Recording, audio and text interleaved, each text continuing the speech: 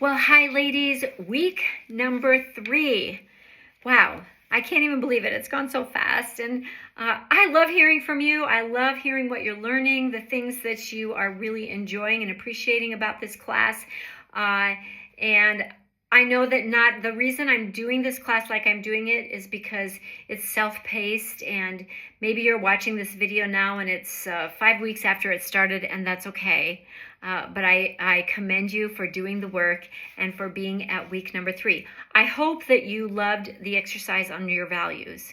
I loved that exercise and I still do it. In fact, when I did this at the beginning of the year, I found that one of my values had shifted a little bit. I'll just tell you, in the past I put family as one of my top values. Well, what I ended up doing was looking at life and going, family is so one of my top values.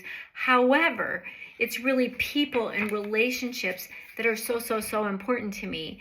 And so I ended up putting relationships as one of my values, because as you'll see when we go into next week's exercise, when I look at my calendar and when I create a schedule, I need to make sure that I have room for relationships, not just room for time to spend with my family, but room for deep, meaningful relationships. I don't want to push those aside and not have time for them. So it was really helpful to do this exercise again this year. I do it every year. But at any rate, we're going to be this week doing some more writing, more like what you did in week number 1, okay?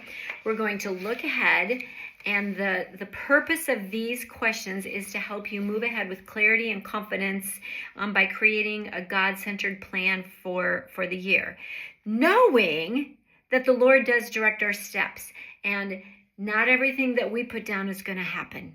And we give ourselves grace in that, and that's just kind of how life works, right?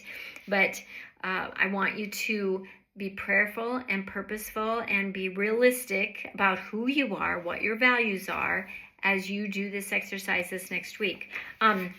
Several years ago, I read a book, and it was called The Emotionally Healthy Woman by a pastor's wife, Jerry Scazzaro, and maybe you've read it before.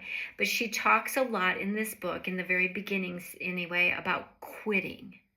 And I don't know about you, but when I grew up, quitting was weakness. Quitting was losing. And what this author challenged women to do, as she wrote this, was to learn how to quit things that weren't meaningful for us, that weren't life-giving to us. And I don't know, we live in the U.S., and I worked at a church for 28 years, and so I just did more doing. I did that for a lot of years as a wife and a mom as well. And probably one of the greatest compliments that my daughter gave me when she's been home the last several weeks from overseas is she said, "Wow, Mom, like this is kind of the new you. I figured I'd come over and you would just be gone all the time, doing something all the time." And I've just been really surprised. And so that said to me, you know what? I set out last year to not just fill my calendar with all kinds of things and to quit saying yes to everything. And I really worked hard on that the last several years. And yeah, it was considerably noticeable to her. So I love that.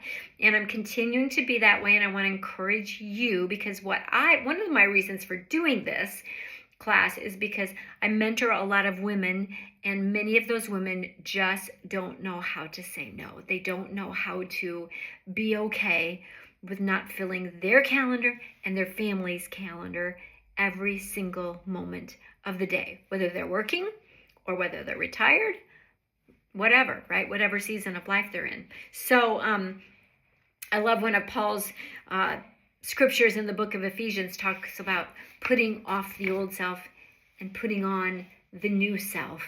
And so my hope and prayer is that as you do this exercise, there'll be some kind of new patterns in your life as you go ahead. So what you're going to do is you're going to work through this workbook, this little handout, and answer the questions. Give yourself space, give yourself time. You may not do it all in one sitting. Just be really prayerful about how you answer them. And you're going to use the things that you learned from last year, as well as your values, to answer these questions.